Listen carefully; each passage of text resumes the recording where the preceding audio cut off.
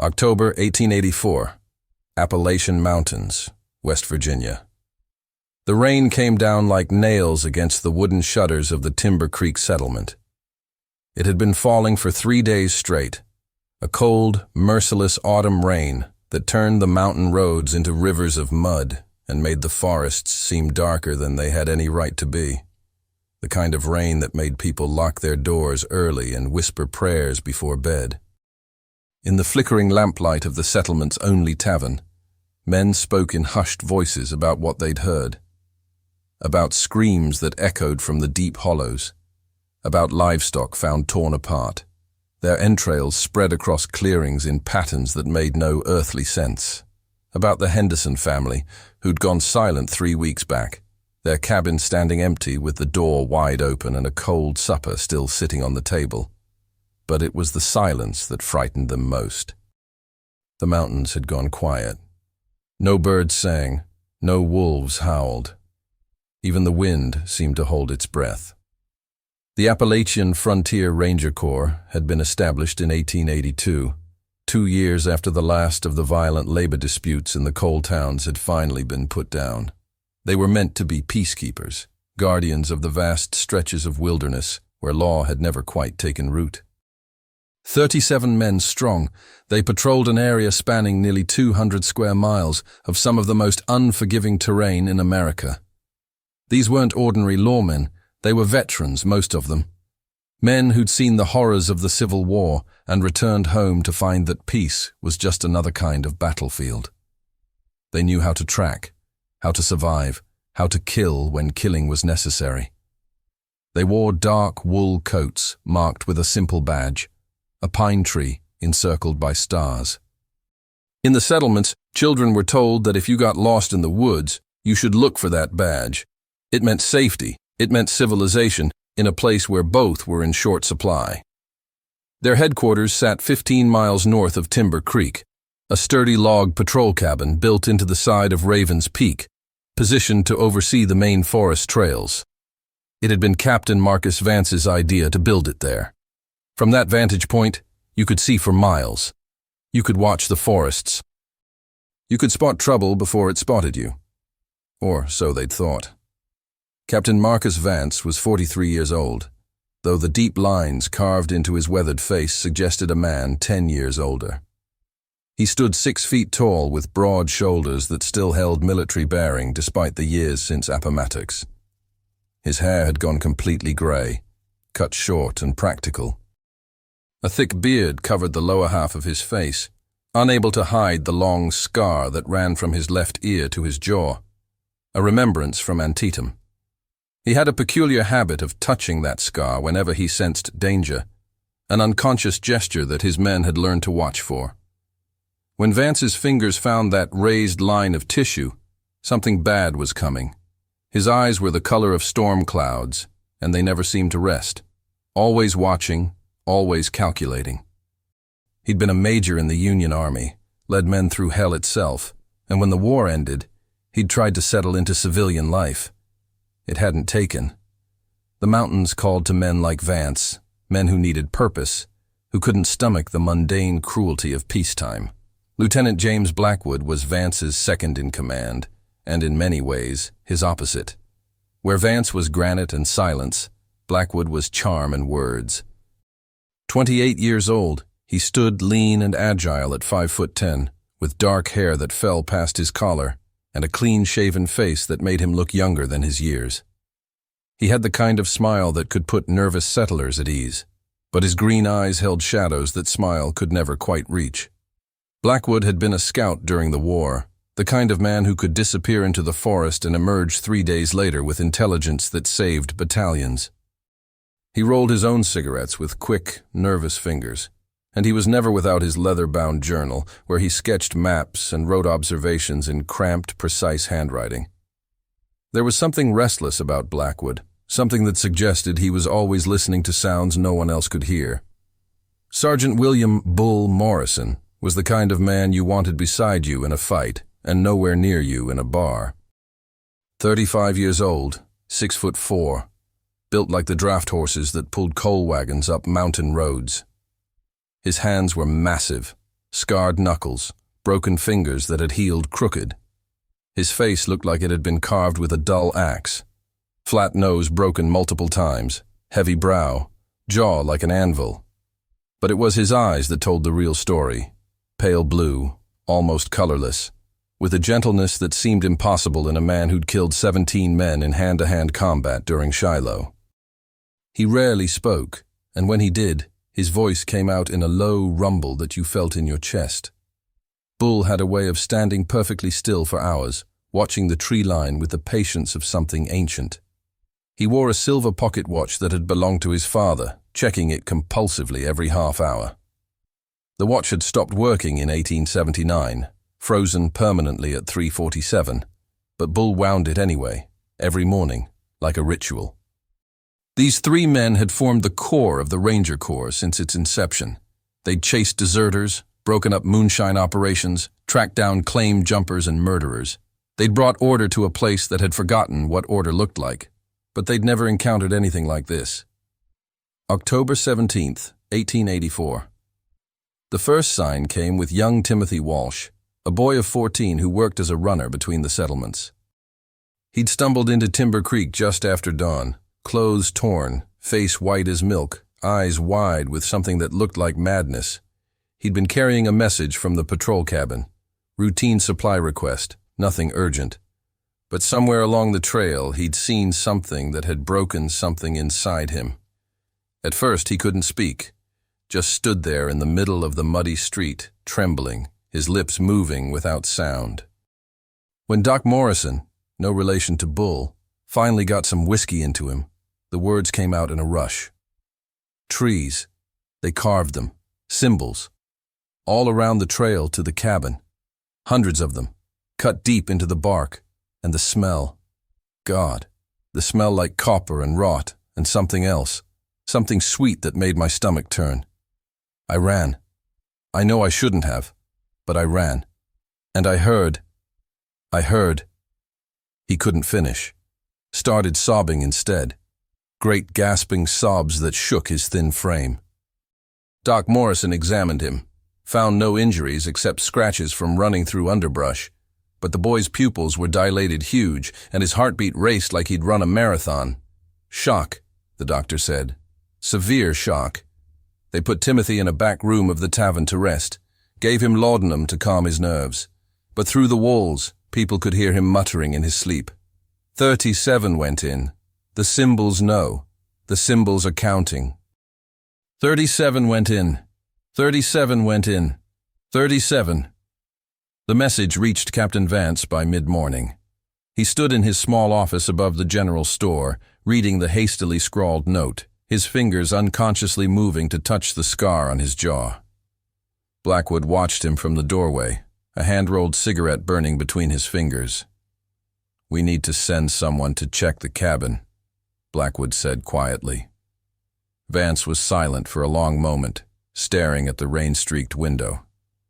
Outside, the mountains loomed like dark giants, their peaks lost in low-hanging clouds.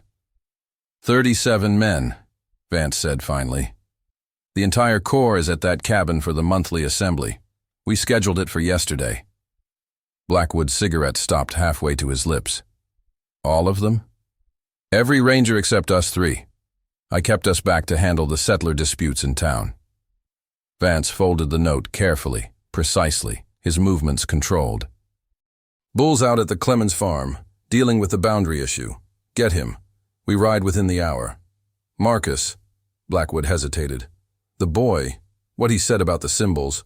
I don't give a damn about symbols," Vance cut him off. 37 of our men are up there. Whatever's happened, we deal with it." But his fingers found the scar again, tracing it like a man reading Braille. They gathered supplies quickly, rifles, ammunition, rope, medical supplies, enough provisions for 3 days.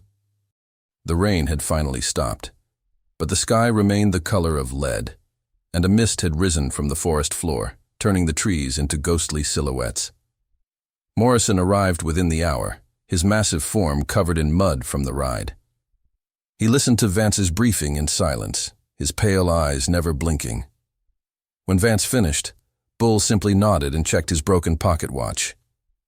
3:47, always 3:47. They rode out of Timber Creek at noon, 3 dark figures on horseback, disappearing into the mist-shrouded forest.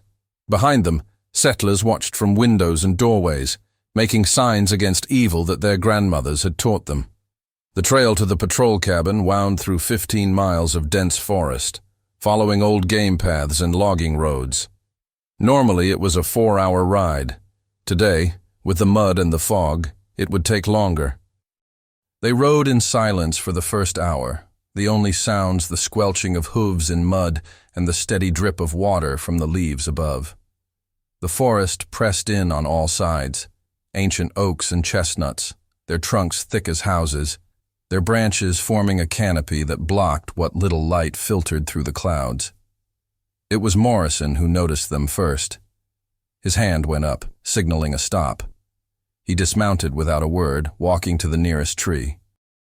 There, cut deep into the bark, was a symbol.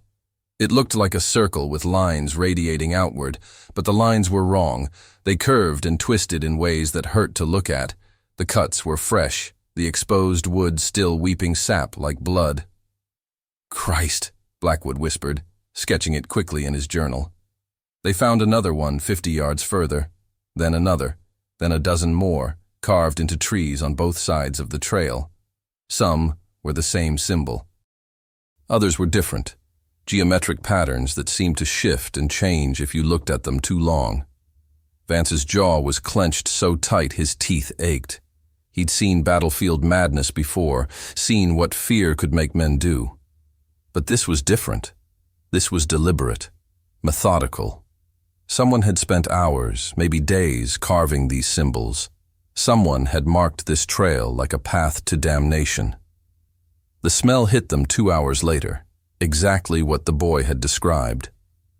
Copper and decay mixed with something sickly sweet that coated the back of the throat and wouldn't wash away.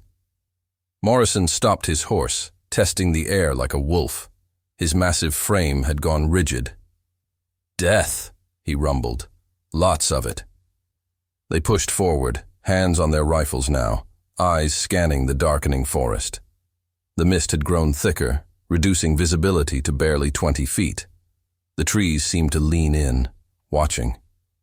The patrol cabin sat on a cleared plateau, backed against the stone face of Raven's Peak. It should have been visible from a quarter-mile away. But as they climbed the final switchback, all they saw was smoke. The cabin was gone. In its place was a smoking ruin, blackened timbers jutting up like broken teeth, ash still glowing red in places despite the dampness. The smell of burned wood mixed with that other smell, that copper rot-sweet smell, creating a stench that made Blackwood gag. They dismounted slowly, spreading out, rifles ready. The clearing was wrong. The grass had been burned in patterns, circles within circles, spiraling outward from where the cabin had stood. Between the burned patches, the grass was untouched, creating a design that was clearly intentional. And in the center of it all, driven into the ground where the cabin's front door had been, was a pike. On top of the pike was a ranger's badge, the pine tree circled by stars, but it had been bent and twisted, the metal warped by impossible heat. Vance walked forward slowly, his boots crunching on ash. He picked up a piece of charred wood, examined it. The cabin had burned hot, far hotter than any normal fire. The logs were reduced to charcoal, the stones of the foundation cracked from thermal shock. "Captain," Blackwood called out, his voice tight. "You need to see this." On the eastern edge of the clearing, they'd found the first body. It was pinned to a tree, 10 feet off the ground, arms spread wide. What was left of the uniform identified him as Ranger Thomas McKee, 24 years old, a former corporal who'd survived Gettysburg. He hadn't survived this. The body had been mutilated in ways that made even Vance turn away. Bull Morrison stood beneath it, staring up with those pale, unblinking eyes, and for the first time since Vance had known him, Bull looked afraid. They found 6 more bodies over the next hour, each one displayed in the same horrific manner, each one positioned around the clearing like sentinels. 7 men out of 37, which meant 30 Rangers were unaccounted for. The sun was setting. What little light penetrated the clouds was fading fast. They needed to make camp, but none of them wanted to spend the night in this place. Blackwood was sketching the scene in his journal, his hands shaking. "This is ritual," he said quietly. "This is ceremony. Someone did this with purpose." "We need to search the area," Vance said, though his voice sounded hollow. "There might be survivors. There might be—" Morrison's hand shot up, cutting him off. The big man was standing at the edge of the clearing, staring into the forest. In the dying light, his face looked carved from stone. "What is it?" Vance asked. Bull didn't answer. Slowly, he raised one massive hand and pointed into the trees. At first they saw nothing, just darkness and mist. But then the shadows moved. Figures, walking between the trees, dozens of them, and they were wearing ranger uniforms. The figures stopped at the tree line, just barely visible in the gloom. They stood perfectly still, facing the clearing, facing the three men who stood among the ruins. Blackwood started to raise his rifle, but Vance put a hand on his arm. "Don't," he whispered. "Not yet." The silence stretched out, broken only by the crackling of dying embers. Then, from somewhere deep in the forest, a voice called out. It sounded like Lieutenant David Reeves, a ranger Vance had known for 2 years, a good man with a wife and 2 children waiting in Timber Creek. But the words weren't right. The cadence was wrong. The voice that used to laugh and tell stories now came out flat, empty, like something wearing Reeves' throat. 37 went in, the voice sang out. 37 went in. Count the symbols, Captain. Count them and know. Only 3 may leave. The figures at the tree line began to move forward, stepping into the clearing with slow, synchronized movements. As they entered the firelight from the smoldering ruins, Vance's blood ran cold. They had the faces of his men, rangers he'd trained, fought beside, trusted with his life.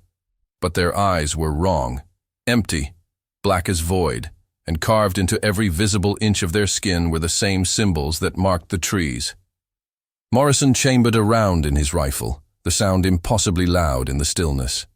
Blackwood took a step backward, his journal falling from nerveless fingers.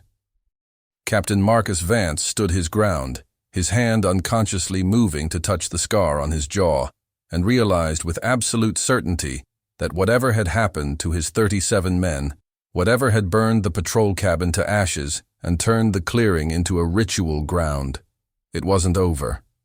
It had only just begun.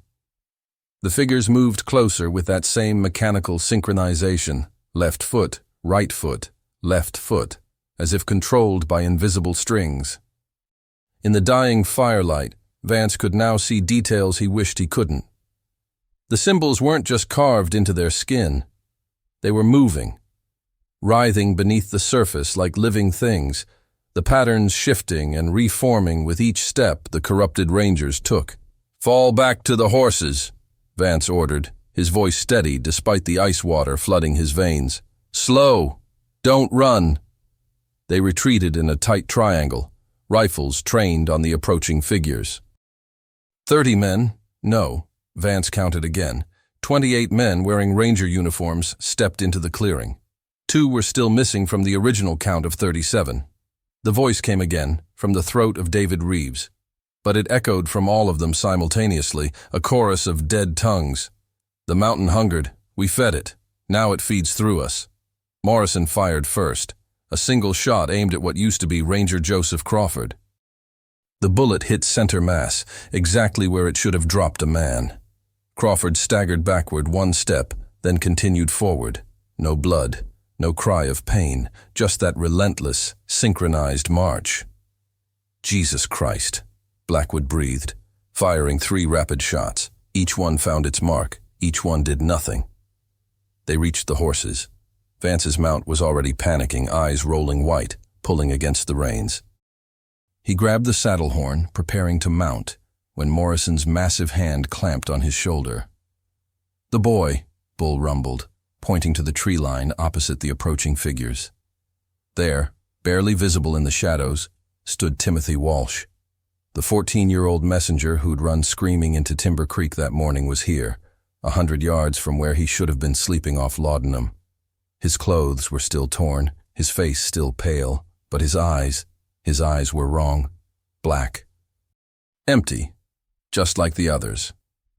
And carved across his forehead, still bleeding, was a symbol. "How?" Blackwood whispered. "We left him in town. We left him." "Distance means nothing," the chorus of voices sang. "The mountain calls, the mountain claims. 37 went in. 37 are marked." Understanding hit Vance like a physical blow. Timothy had been exposed to whatever this was. That's why he'd run, why he couldn't finish his story. He'd been infected, claimed, and they'd brought him right into the settlement. "We have to warn Timber Creek," Vance said, mounting his horse despite its protests. "If the boy can be turned, anyone can. The whole settlement."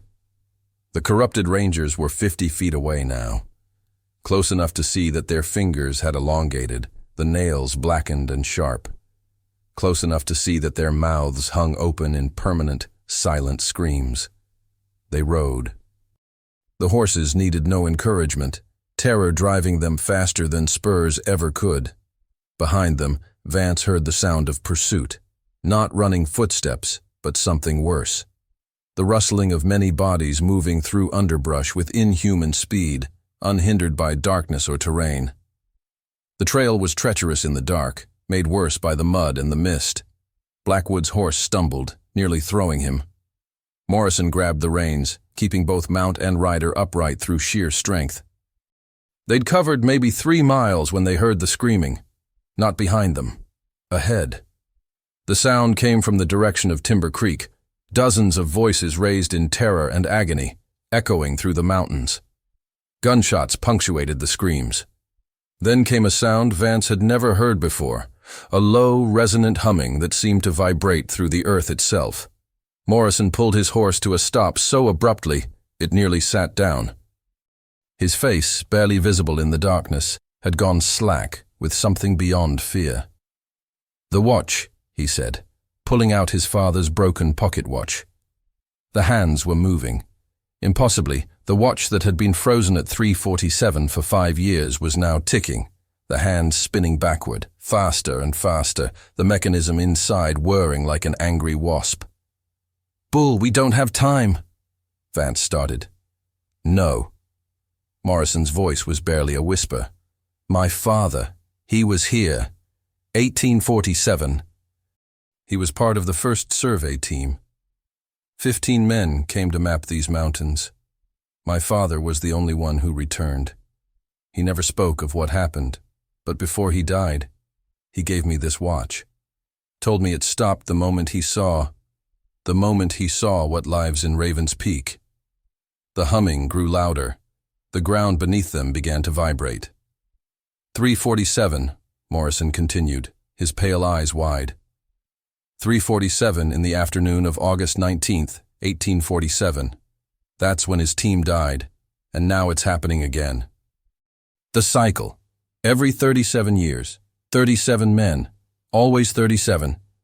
Blackwood's hands shook as he fumbled for his journal, flipping through pages. "My God, Bull's right. I found references in the old territorial records. 1810, a French trapping expedition. 37 men vanished. 1773, British surveyors. 37. The screaming from Timber Creek was fading now, replaced by that terrible humming. Vance's mind raced. If Morrison's father survived in 1847, if he made it out, then escape was possible. But that meant Morrison was here, now, in 1884, because— "Your father," Vance said slowly. "He returned. He lived. He had you." "He was marked," Morrison said. And for the first time, Vance saw his sergeant's hands were trembling. Not like them. Different. He could still think, still choose.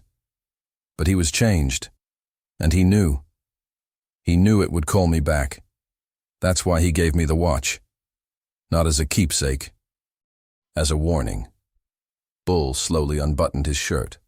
There, carved into the flesh over his heart, was a symbol. Old. Scarred over. The same symbol they'd seen on the trees, on the corrupted rangers, on Timothy Walsh's forehead. "I've had this since birth," Morrison whispered. "My father's mark, passed to me. I thought it was just a birthmark. But it's been burning since we found the cabin. It knows I'm here. It's been waiting for me." The trees around them began to sway, though there was no wind. The mist thickened, taking on shapes, figures that weren't quite human, watching from the shadows. A sound came from behind them. The corrupted rangers had caught up, emerging from the trail at that same mechanical pace, but they weren't attacking.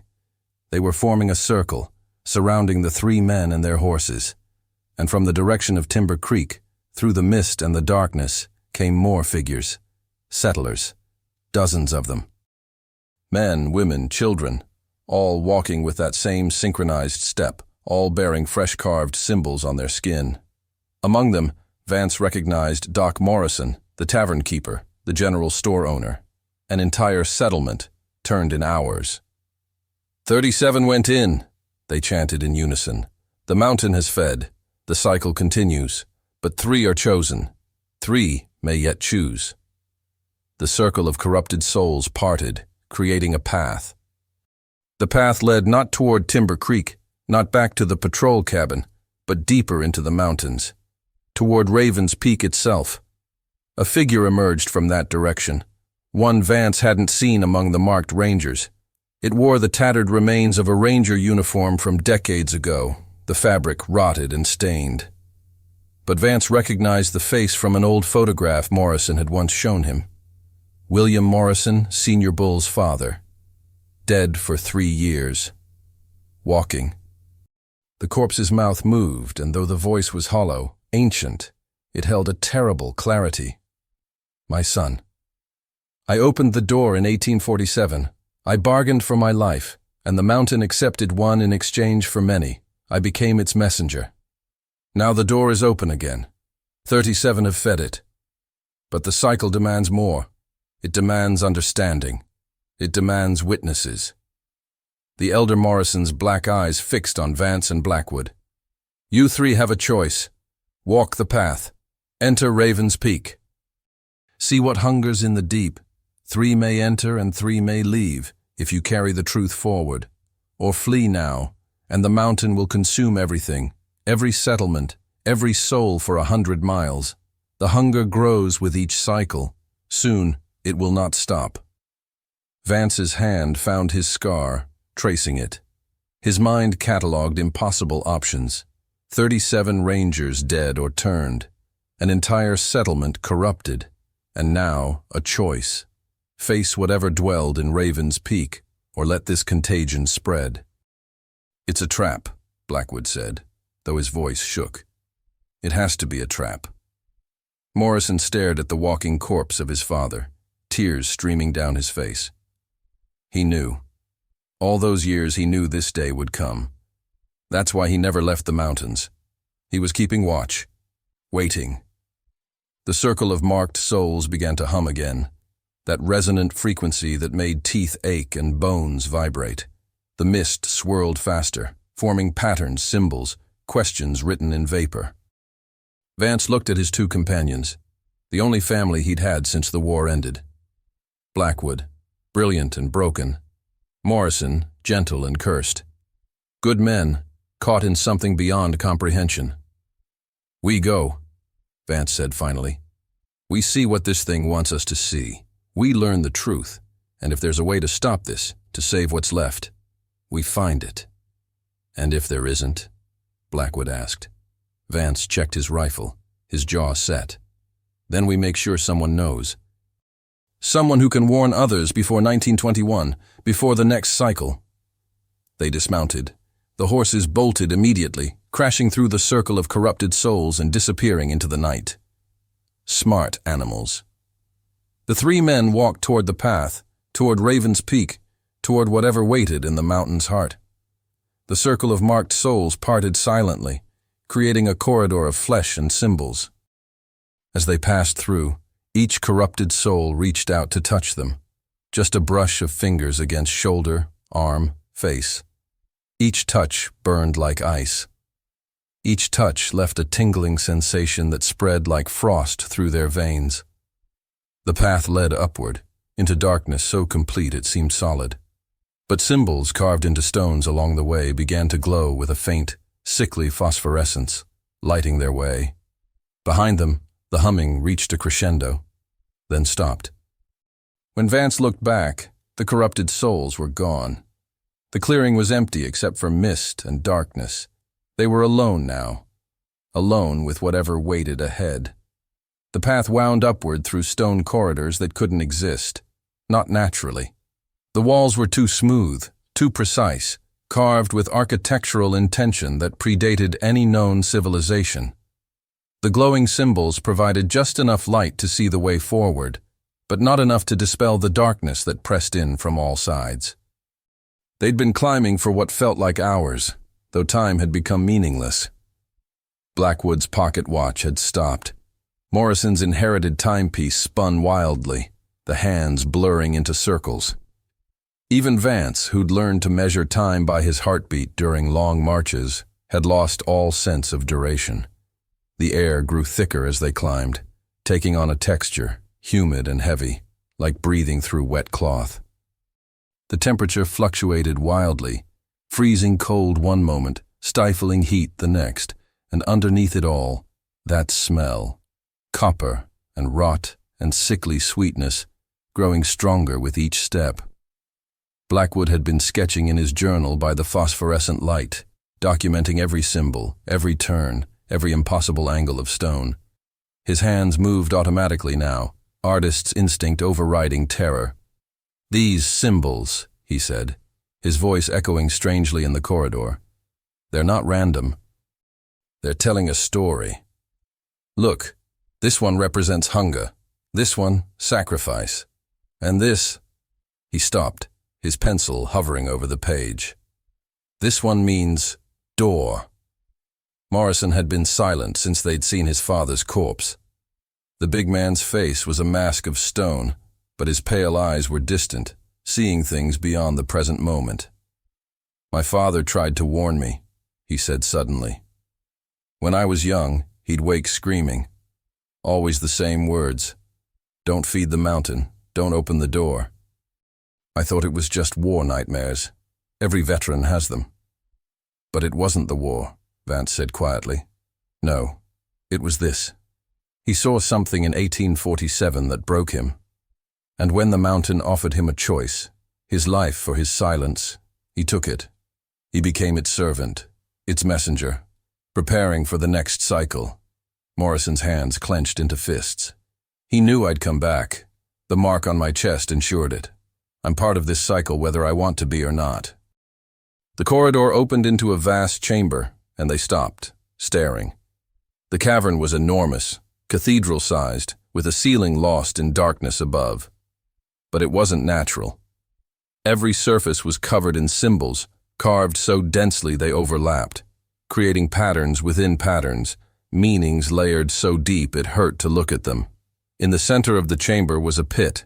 It descended into absolute blackness, the edges perfectly circular, 20 feet across. And from that pit came the humming, louder here, resonant enough to feel in the chest, in the bones, in the teeth. Around the pit's edge stood 37 stone markers, each one carved with a name and a date. Vance approached slowly, reading them in the phosphorescent light. Antoine Rousseau, 1773, Marcus Whitfield, 1810, William Morrison, 1847, and at the end, fresh carved, as if the stone itself was still weeping, David Reeves, 1884, Thomas McKee, 1884, Joseph Crawford, 1884. All 37 names from the current cycle. The markers weren't memorials, they were records, a ledger of souls consumed.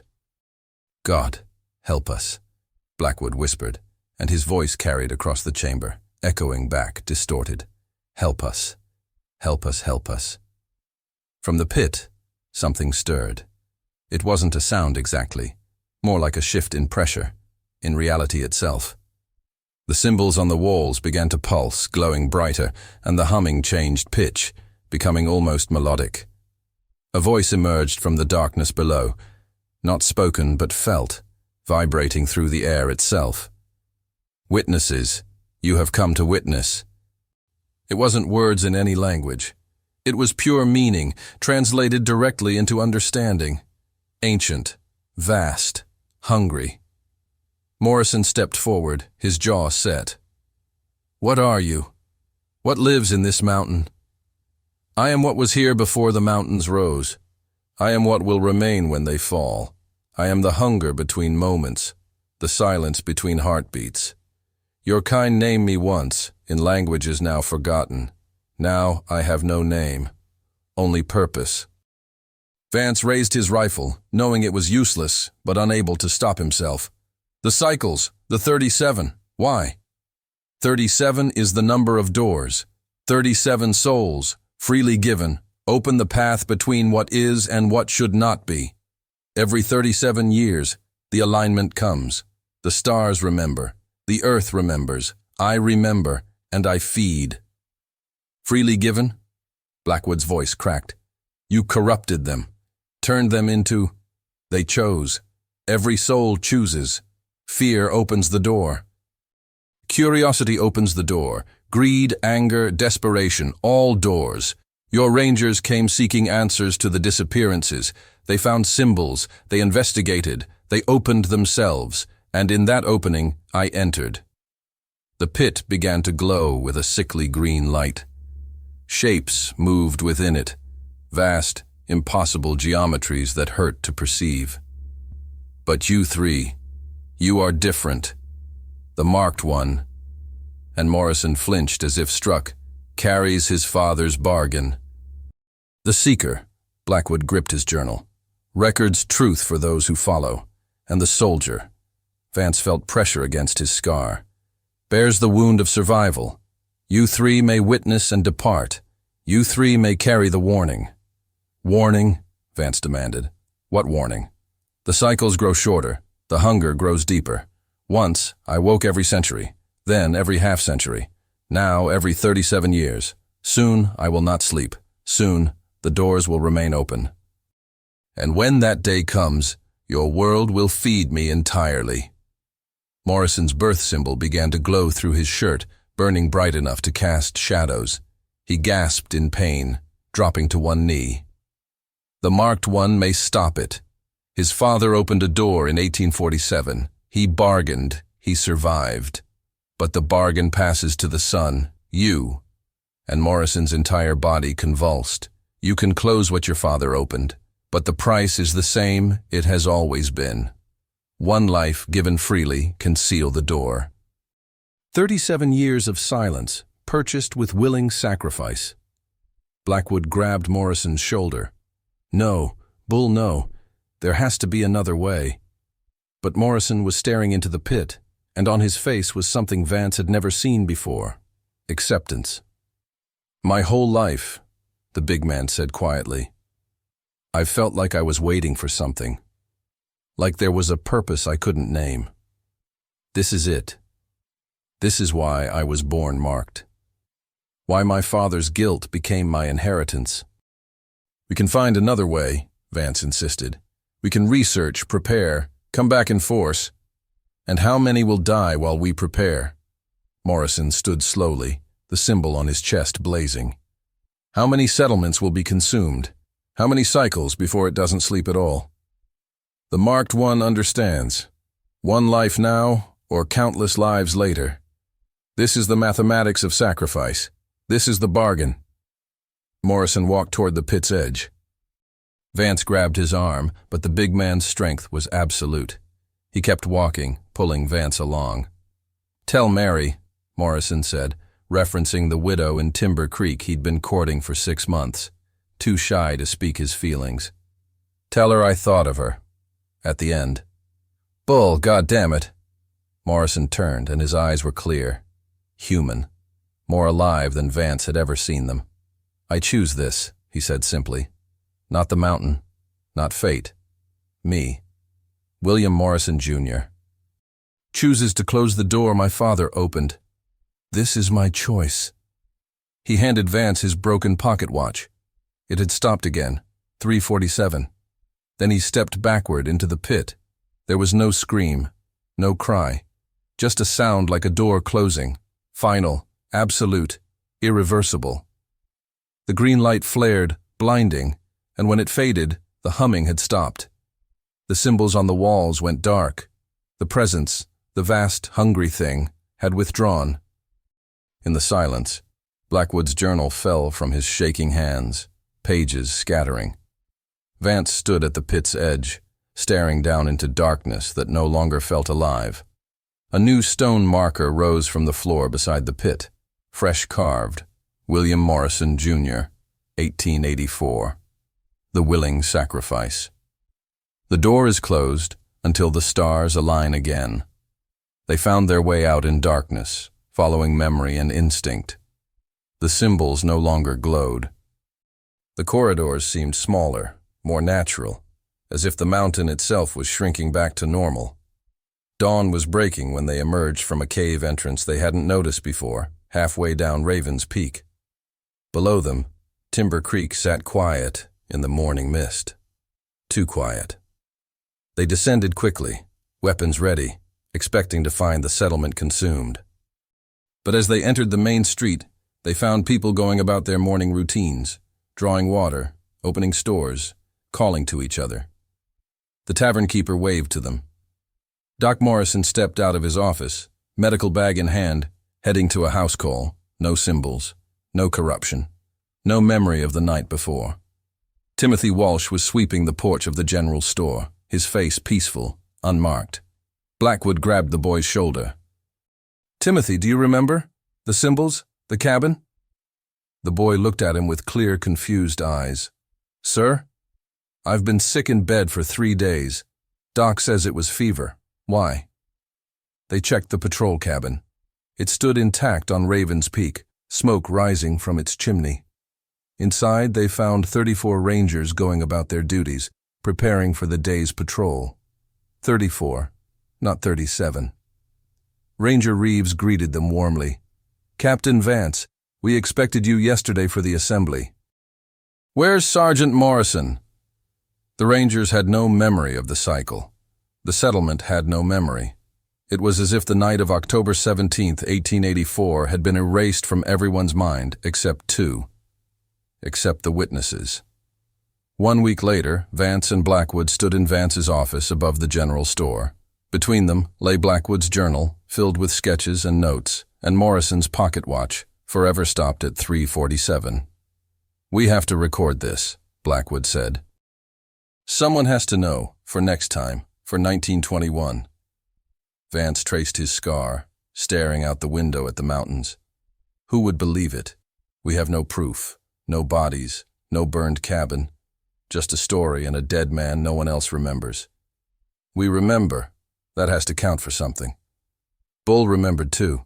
His father's warnings, his father's guilt, and it still happened." Vance closed his eyes. Maybe that's the point. Maybe the mountain wants witnesses to carry the weight. To know it's coming and be helpless to stop it. Blackwood was quiet for a long moment. Then, what if Morrison didn't close the door? What if he just delayed it? Bought us time, but the hunger's still there, growing. Vance had considered this. The thing in the mountain had said the cycles were getting shorter. One willing sacrifice might have purchased 37 years of silence, but what about the cycle after that? And the one after that? "Then we use the time we have," Vance said finally. "We document everything. We leave warnings. And we pray someone in 1921 is smarter than we were." He picked up Morrison's watch, feeling its weight. 3:47. The moment Bull's father had seen the truth. The moment Bull had sealed the door with his life. Outside, the mountains stood eternal and patient, keeping their secrets. In the distance, a surveying team was preparing to map a new section of wilderness near Raven's Peak. Vance counted them through the window. 37 men. His hand found his scar, and this time, it burned. Epilogue. Found in the archives of the West Virginia Historical Society, dated 1923. To whoever finds this journal, I am James Blackwood, former lieutenant of the Appalachian Frontier Ranger Corps. By the time you read this, I will likely be dead. I am writing this as a warning, though I know warnings are rarely heeded. In October of 1884, something happened in these mountains. Something that defies explanation, but demands documentation. Captain Marcus Vance died in 1903, taking his secrets to the grave. But before he died, he made me promise to keep recording, to keep watching. The cycles are real. They are coming faster. And the next one is due in 1921. If you are reading this before that date, for the love of God, evacuate the settlements. Clear Raven's Peak. Let the mountain have its solitude. Do not send men to investigate. Do not carve the symbols. Do not seek to understand. Some doors are meant to stay closed, but if you are reading this after 1921, if you have survived another cycle, then know this. The door can be closed, but the price is always the same. One willing sacrifice. One life freely given. And know that the mountain remembers. It always remembers. James Blackwood, December 1922 P.S. I have enclosed William Morrison's pocket watch with this journal. It stopped at 3:47 on August 19, 1847. On October 17, 1884, it stopped again at the same time. I do not know what significance this holds. I only know that it burns to the touch when the alignment draws near. 3 days ago, it began to tick again. May God have mercy on us all. The end. Or is it?